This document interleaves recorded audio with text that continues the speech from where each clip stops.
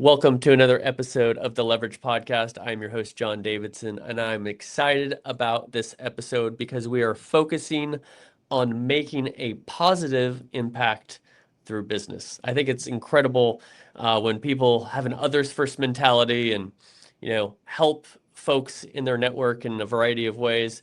But what's really cool is when business people are able to do this through the daily tasks of their business. And the two gentlemen joining me today do exactly that at DNA Plus. Please welcome to the show founder Devin Myers and president of operations Jesse Fugate. Guys, welcome to the podcast. Hey, John. Thanks for having us. Yeah, thanks for having us, John. Absolutely. I've really enjoyed researching your company. We had a great conversation the other day as we were preparing for the episode. And as I said in the intro there, I'm really inspired by how you guys really utilize your business to positively impact folks. But as we get started here, Devin, I'll start with you. Why don't you share with us, what is DNA Plus? Well, DNA Plus is a kind of mix of client services and digital sales, digital solutions. So in essence, we partner with franchisees and small business owners to shore up their sales processes and, essentially bridge that gap between, new customers and, lead to new customers. So typically work with marketing teams to help bring in, new clients, new customers to small businesses and, shore up that process for them. Yeah, and I think what's really interesting is the origin of your company. And so from what I understand, I'll give a summary. You can give me the dirty details, but you were in a role and you witnessed a number of different gaps in the process of the business. And so being the natural entrepreneur that you are, you identified those. You said, I'm not just going to complain about those to my boss. I'm going to do something about them. And so you guys have created this incredible company that is really servicing these franchise businesses and helping them do a better job of lead generation, converting folks, and all of that back end detail. Share a little bit more about the origin of how you decided to start DNA Plus. Sure. Yeah. So one of the franchisees that we mainly work with currently, I did start in one as a kind of a sales manager, wellness manager there. And, there's a lot of processes in place. And, as a franchisee, when you're first opening, the franchisor has certain processes and things that they put in place to kind of help the team get started. But eventually you kind of start to build your own processes. And as we went through it, I was really one of the only folks on the team initially that had a lot of kind of sales and lead management experience with some of the experiences I had kind of in the corporate world prior to. And so as I did learn in the corporate world, a lot of times, you do complain about things, like you said, right? You see things that are issues. And if you're kind of on the lower end of the totem pole, and even if you're on the higher end, sometimes, your requests and complaints, it takes a very long time to get to up the chain and, things to get done. And so the great thing about the position I was in there, I was, very, could do a lot of things. I had a lot of influence on how the business grew and, just looked at all of our processes internally within marketing, within our CRM, our sales process, and just thought, there's a lot of efficiency gaps here. And I think there's a lot of great technology and tools out there that I could combine with my sales experience and what I know about this particular business, put the two together and, really shore up the process. And very quickly we became the, one of, if not the best, most consistent converting locations of the entire network. And so that, wow.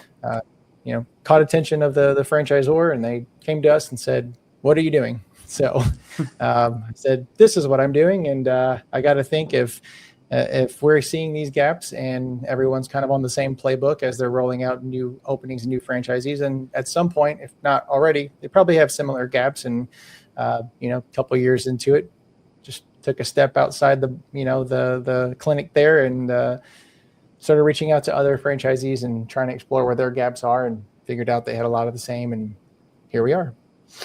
That's awesome. I love that, action, not just saying or thinking or complaining, but actually, taking all of those steps to form a company, create a solution, and execute.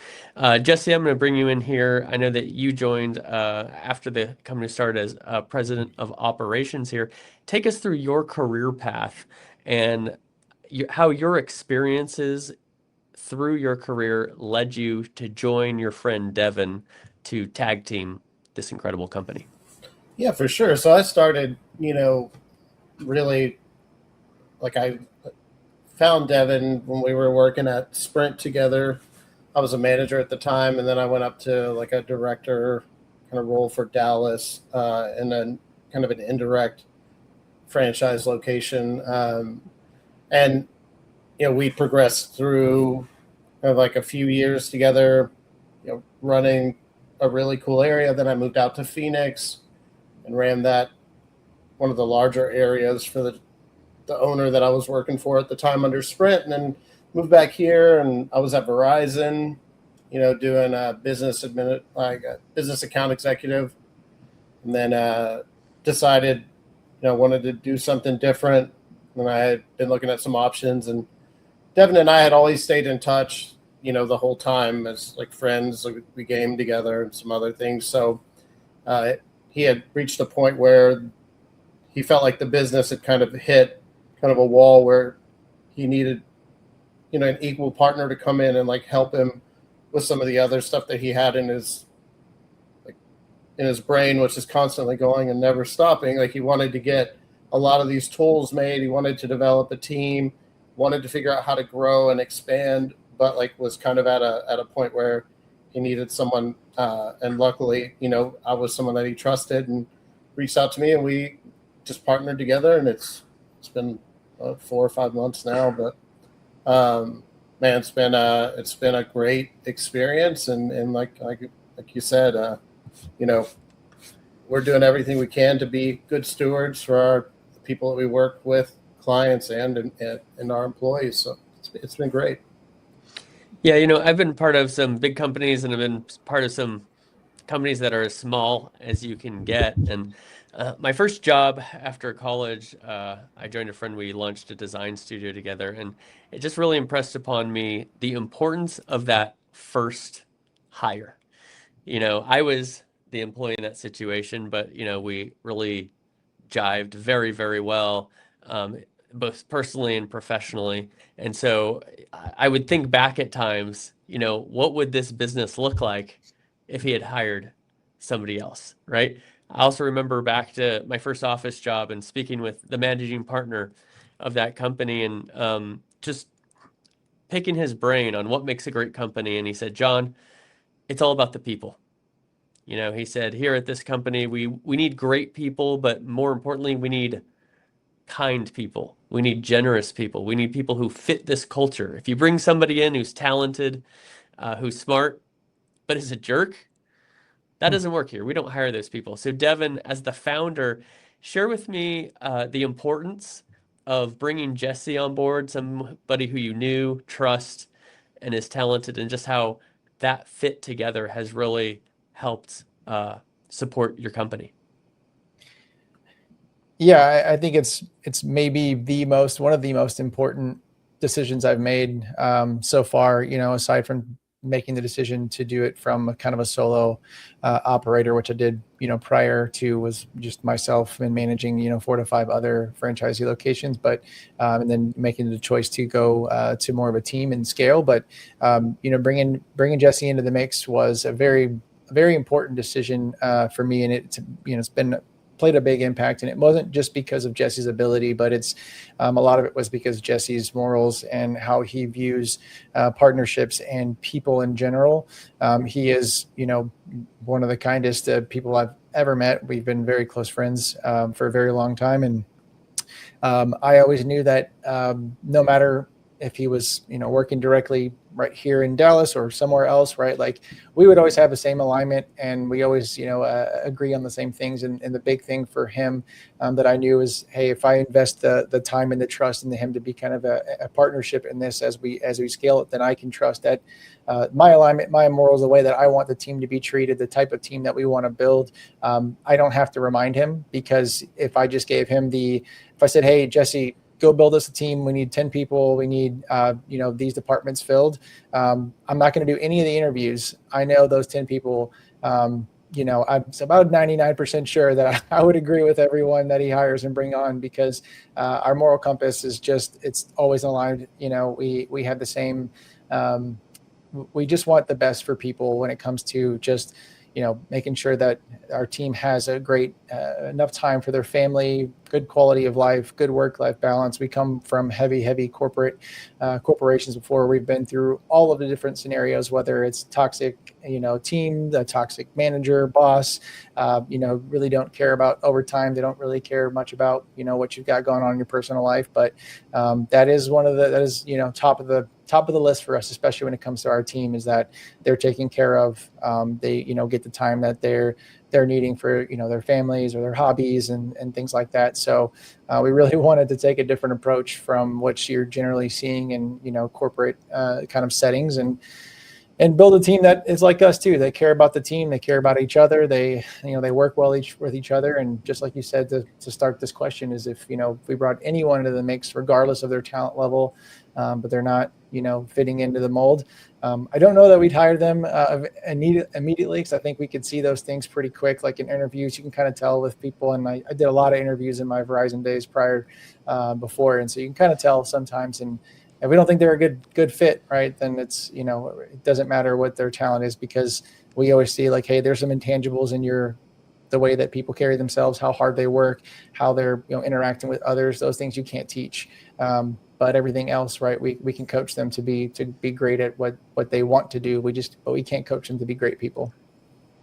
Yeah, that's such a great point, and some very kind words for Jesse. Jesse, as you're looking to grow this team, and it's one thing when you have a founder, and an employee, and you're tag teaming it, and it's just the two of you. But then you start to add to the team, right? And I've hired some people in some roles, and I remember one realization was like, oh, nobody cares as much as I do.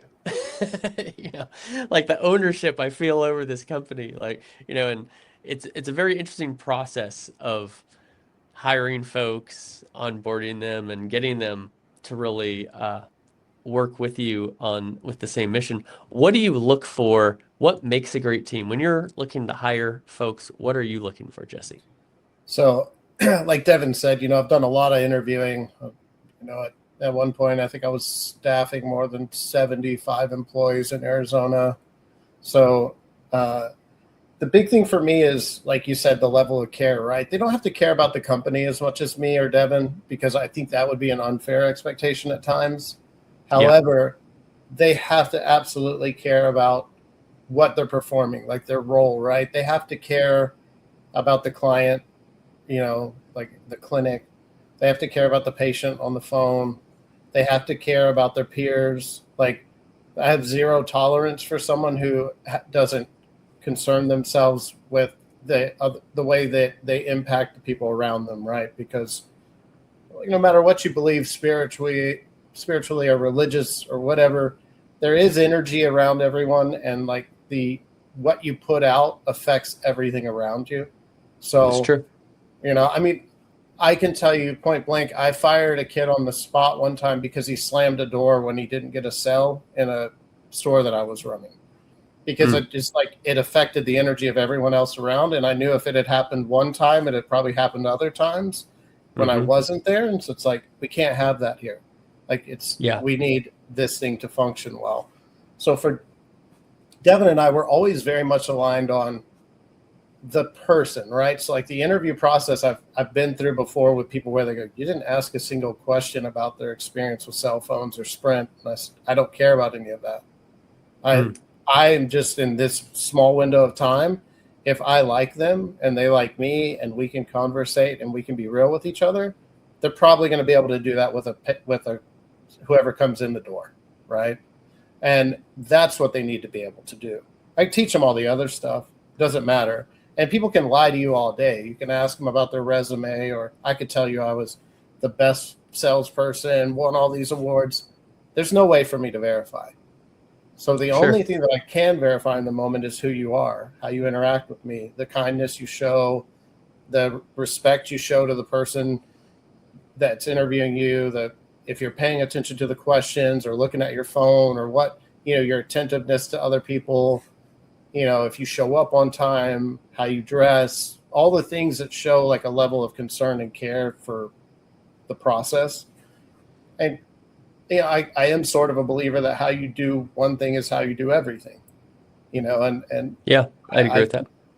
I think, there are some things maybe that people are not passionate about that maybe they don't put their whole self into, but respect and care are things that, like, if that's part of who you are intrinsically, like, it comes out in everything you do. I joke often with Devin that we should make everyone that we hire play like survival craft games with us, because you can tell a lot about someone if they're willing to go like chop wood down and bring it to the base, right? Or if they're just going to go do all the like fun stuff and you have to do all Great the like, point. work, right? So it's like, it's a silly point, but it's like, it does say something about you as a person, It's like funny you mentioned that too, because in those games, I'm always the person sitting at the base, building the house, making all the storage containers where they need to go, making sure everything is labeled correctly. Yeah. It's like the OCD thing, I guess, but I'm all about building something and setting up something great for the people around me. Like we said before, John, I played a lot of sports growing up, 4 in particular, 2 in college, and I'd never played an individual sport. Didn't like it. I ran 2 events in track that were single events, and I only did it because I was good at it, but I didn't enjoy it. But relays, I loved it. I don't know, succeeding by myself is only go so far. Seeing your team succeed with you is just so much more fulfilling. I agree. We talked the other day about being motivated by others people's success, and that the team sport example is a great one.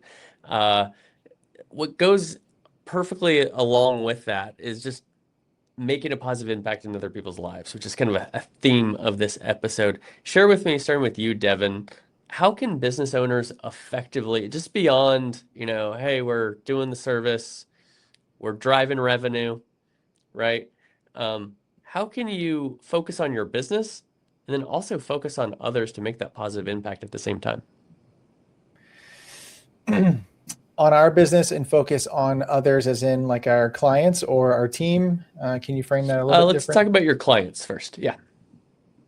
Yeah. Well, honestly, I think in the business that we're in, the more we're focused on them succeeding, the better it's going to make business, right? Because we have our kind of standard scope of services and the things that we do, but we do treat every client independently. And so some of their needs may be different than others. And so what Jesse and I have found is that, we are, I don't want to say interviewing, but every client we have, we're expanding on what we're doing as a business. And sometimes it's not even planned. Sometimes we'll be on a call and they'll mention something that they're having an issue with, or they're having, everything else we're doing for them is great, but they'll also, mention another part of their business that they're having some troubles with. And, he and I are both immediately thinking, and sometimes I'll go quiet on a call and they're probably like, what's going on? It's just because my gears are spinning, because that's immediately where my brain goes. As soon as someone tells me they have an issue or having a problem, I'm like immediately in connect mode. I'm like, okay, they said this. It's just like sales, right? Like someone comes in, they say, hey, we can use cell phones for an example, whatever it might be, right? I've got this phone, it doesn't do this. I want this camera to be better. I want this side. This is my use case for whatever it is, right? And so a lot of sales can be suggestive. It's just connecting the dots, listening to them, like Jesse said, right? Really intent listening to them before you respond, and putting those pieces together to make sure that you're delivering a great product and giving them what they need to, what they really need to fix, to connect or fill that gap, right? So we look at, every one of our clients is important to us, and every one of them has different, gaps that they're dealing with, whether it's within their 4 walls, whether it's in marketing, whether it's the connection between the two. So for us, we don't look at it so much as, hey, what can they do for us in way of payments and creating revenue and things that are going to elevate our business. What we look at is, hey, what else can we do for them that we might be able to apply to other clients? Because we may find something that really jives with what we do really well. And there's a lot of things that we can do really well that we just maybe aren't doing as much yet because there hasn't been a necessity for it. But as we're growing, we're seeing that, man, there's a lot of things that we can do. And because we have such a hybrid experience coming from where we from, a lot of different corporations and sales roles and relationship management roles, that, we want to make sure that like every client knows that, hey, just because it wasn't on the original scope when you signed an agreement doesn't mean that's all we can do for you, right? And at the end of the day, we always tell people, look, we're trying to build a partnership with you, right? We are invested in you. We want to help your business grow, and we're going to do whatever and we can do in our ability to see that happen. So so back to kind of the original prompt was, like how is treating them better is bettering us as a business. Well, referrals are great. Haven't spent a dime in marketing yet. Every one of our client has been through referral based word of mouth. And it's because I think we are being true to really how we feel, which is that we do care a lot about every one of our clients. And that I think resonates with people because they probably don't get treatment like that all the time. And I think that's sad. I think more businesses should really invest in their clientele or their customer base and treat them like they're their first and only customer they'll ever have. And so I think that the focus, the intent, the investment that we're putting into each one of them, even individually, and they might be a little bit different per, is what is ultimately benefiting our business too, because now we're getting referrals, now we're getting people talking, now we're getting, someday we might have to get more into marketing, but we've been so busy. We've really just been focusing on our product, our service, and how we treat our clients.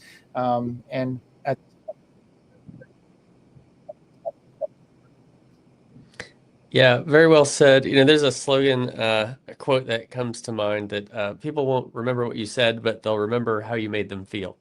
And so I think treating people with respect, putting them first, that's going to be good for you, especially in your business, especially when referrals are a big piece of that business.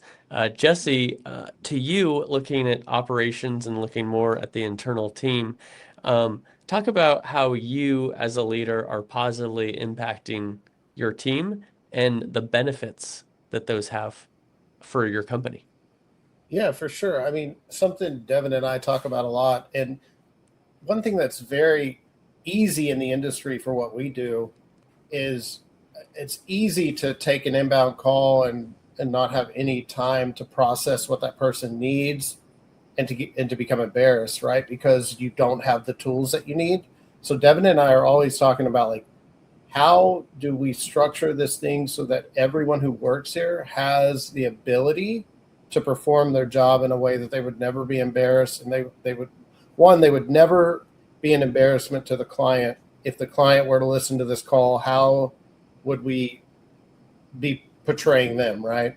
And then the other would be that they would never embarrass themselves, and then that they would never embarrass us, right? In the sense of like, you can always coach people, but I think it's proactive education and like getting ahead of things and understanding, when we do trainings, we bring a lot of peer training in because of the fact that like those people know, like when they started, where did you hit the hiccups? Where were the stumbling blocks for you, right?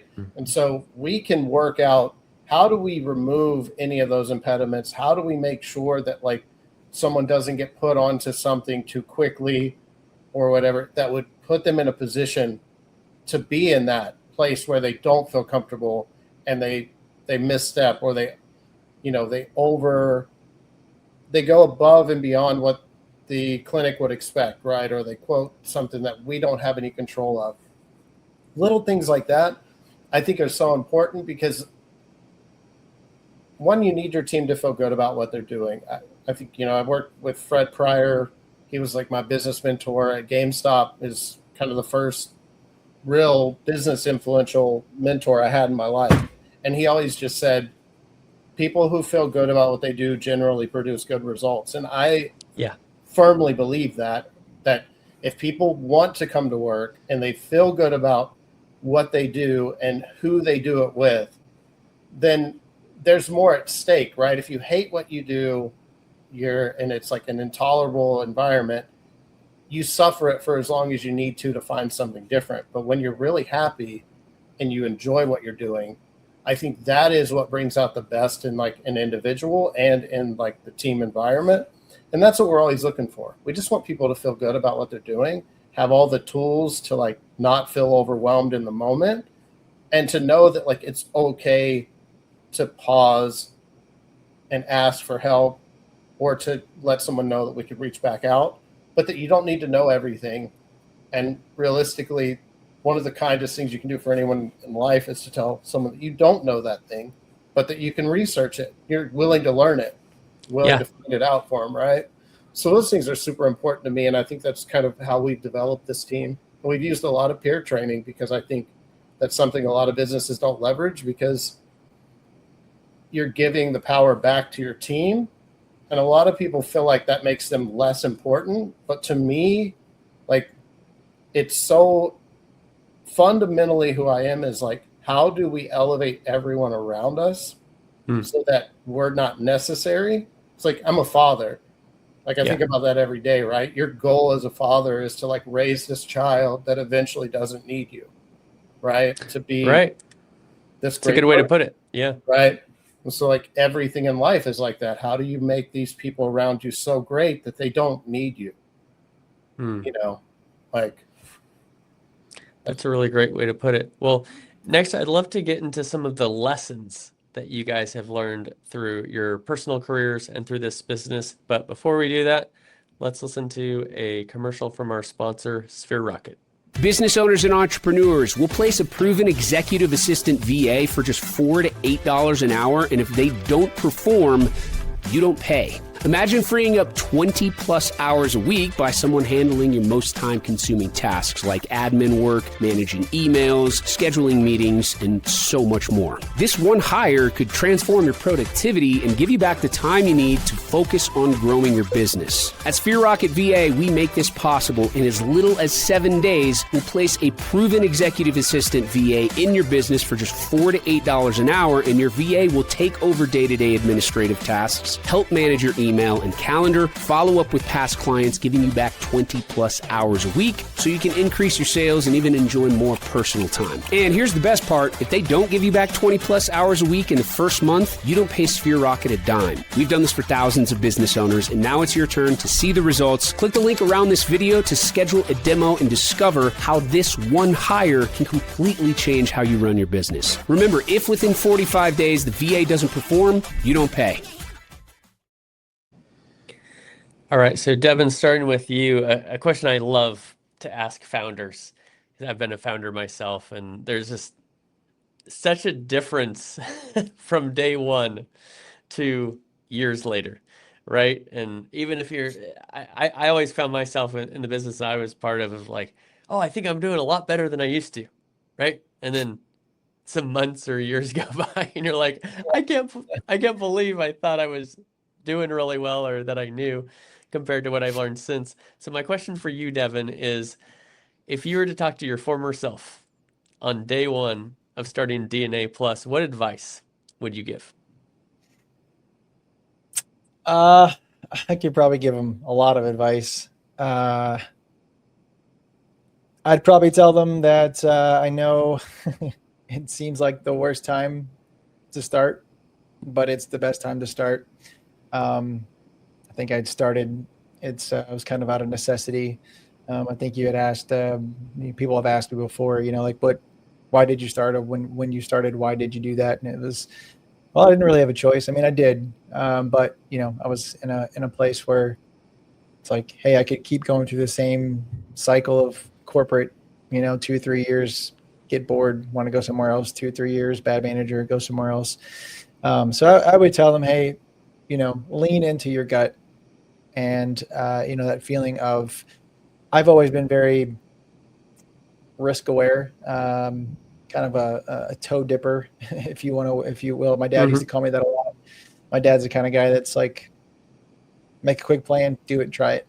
I'm the kind of person you tell me 2 or 3 times, and I'm going to check with you every time to make sure it's doing it correct before I go all in. Oh, interesting. Yeah. So I wasn't the kind of person that was just like, hey, let's just start a business and see what happens. no, I wanted to be meticulous and methodical, but I also didn't have a plan because this business started kind of organically, right? So it's like, how does that happen for someone who's so timid to start as a, because I was okay with a decent salary and the benefits and just being taken care of. But I knew that I would not be happy for, long term. And I wanted my kids and my wife to have more than that kind of status quo of a life. And so I would, tell him, hey, I know it's scary. It's going to be really hard. It's going to be a lot harder than you think. And you already think it's going to be hard. But trust people and, and lean into it, and just remember that not everyone that you encounter, that you employ, or that you work with from a client perspective has the same heart that you do. Right. And just understand that there will be times where you will, I remind my friends of this. I remind my wife this a lot of times. And it's sometimes I have to remind myself is that when you think about the reaction, or when something happened, like when you think about how something will play out in your head, 99% of the time, it's not going to be that way. Right. So you have to just accept it for what it is and understand that it's not sometimes something you did wrong and that you didn't give your all. It's just that other people's priorities and what they expected from you were not in the same place. And it's okay. And it's okay to fire bad clients. That's what I would say too. If you have a particular person that you're working with that is bringing you stress, that is, not conducive to your growth as a professional, as a business owner, just as a person, right? Just like a friend that you're around, once a week, twice a month, whatever it might be. If every time you're around them, it's just negativity, it's toxic, Yeah. It's never good for them. Hey, cut your losses and move on. It's not worth losing sleep over.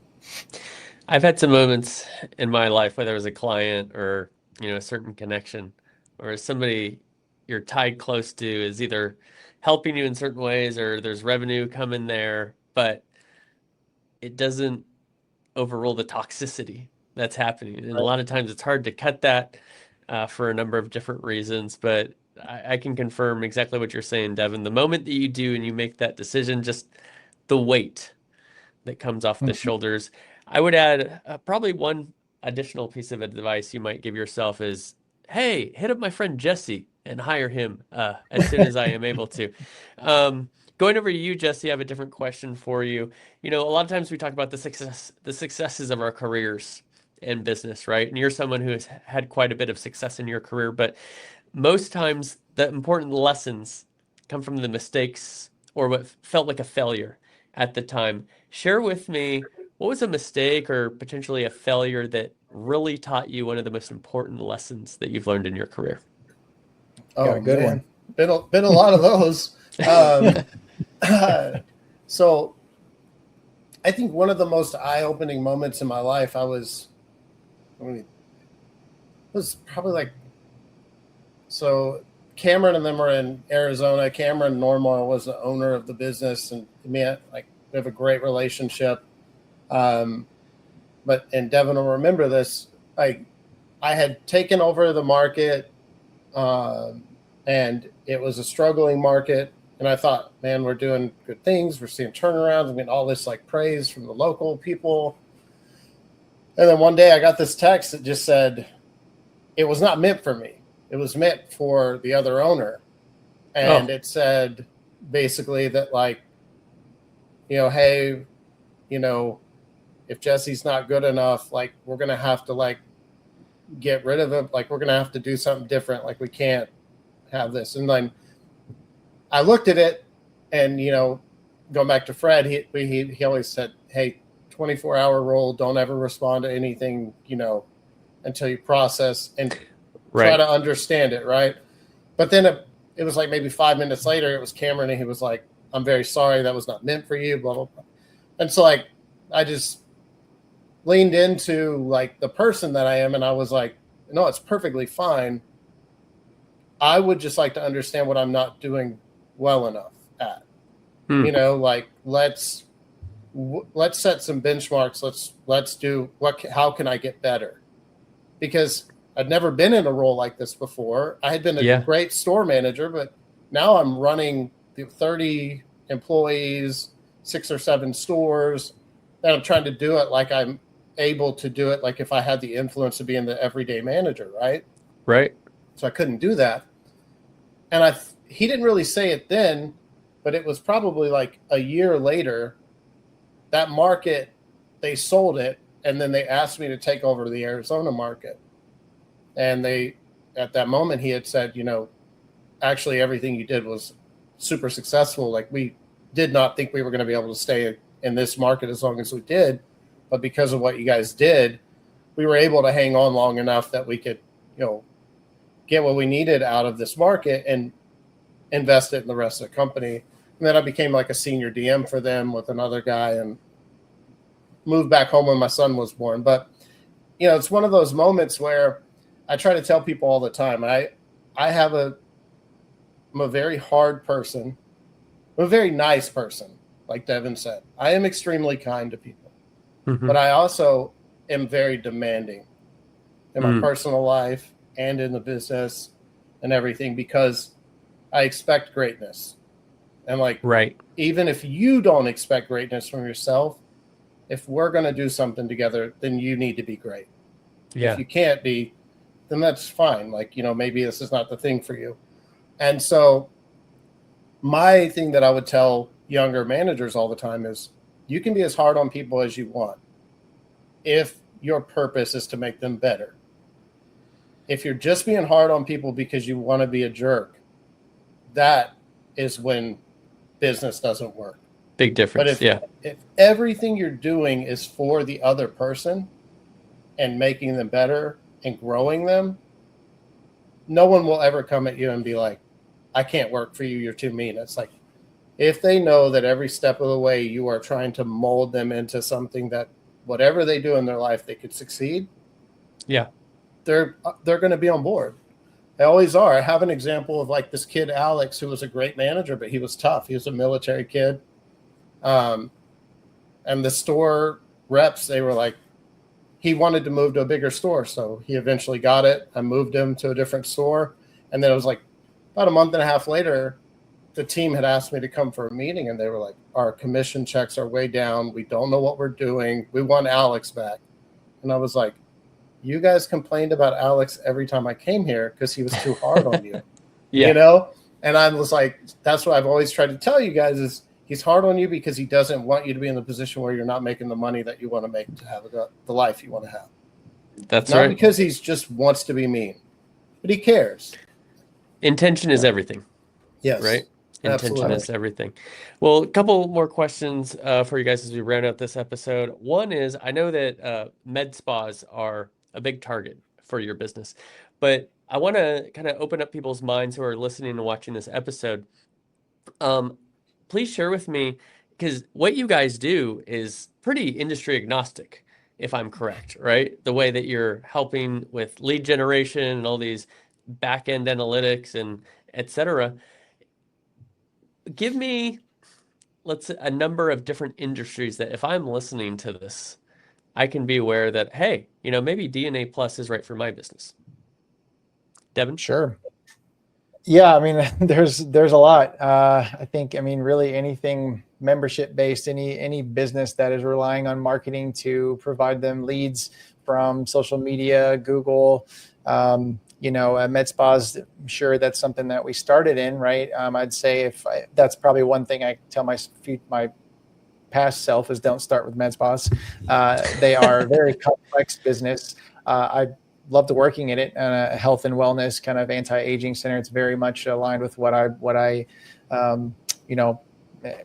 love to be around and as a personal trainer before. So, I would say, membership based, and even in the health, I guess the health side or medical, chiropractors, med spas, plastic surgeons. We could do really anything. Sometimes I think of hey, we could definitely do something for even something simpler, right? If you've got roofers or contractors, lawyers, anyone that really just needs help getting a lead onto their calendar. Yeah, we got you, right? I can't off the top of my head think of any business we couldn't do something in some capacity for. And the goal for us is to take a lot of, there's the big thing is there's a lot of services that a lot of individual, businesses use in tandem, which means they have this dealer, they have that service, this service, and probably 3 or 4 different apps, 3 or 4 different payments per month. It's like, well, what if we could generate leads, work your leads, take your inbound calls when you can't, work leads that are older, right? Database reactivation, meaning you've got a archived bucket of leads that you paid thousands of dollars for that never responded, or maybe you just never got to. There's money sitting back there that, we can go and search through and find the needles in the haystack, if you will. But then also, look, this business in its inception was supposed to be, honestly, it was a side job, a side thing for me to build custom software and sales tools for businesses that needed it, right? It was something I could do kind of on the side, right? But that has evolved so much, and we went into more of the client service, client-facing side that kind of took but the side. But what I ended up happening was doing all of that, but for our own business, not for other businesses. Yeah. And so now we're at the point where it's like, hey, everything I've learned in the last, 2 to 3 years, and how many different systems I've built and put in place that were very custom and particular to each business. Now we can take that to really any business that needs, wherever their gaps are. I know it seems like a cop out to say, oh, we can work with any business, but I truly in my heart believe that with enough time on task, if we can spend just a few calls getting to know your business, understanding what your actual gaps are, and not just, hey, we have a marketing problem. It's like, well, what is the marketing problem? Hey, what is the lead to customer, that new customer acquisition process? What does it actually look like on a day-to-day? Because that's what we're here to fix. And right, every business is different, but the physical part of what you're doing is pretty much all the same everywhere, right? It's the concept is the same.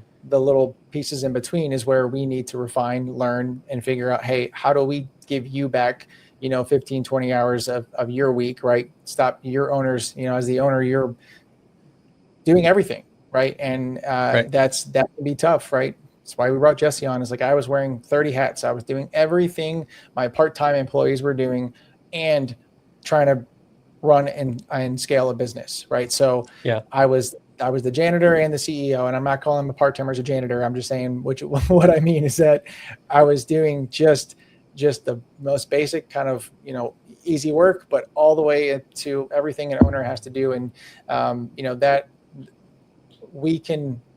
that's where we shine, is we will work with clients, owners, franchisees, whatever that might be, say, hey, let me learn everything about every process that you're doing, and we'll pull out every part of that we can contribute to, connect the dots, and give you some time back with your family, your friends, your whatever it is. Maybe you're trying to start another business, right? But how can you start the next one if you're still so tied down to that one? So that's what it sounds like. If you have leads and you're looking to bring in customers and convert them into clients, DNA Plus could be for you.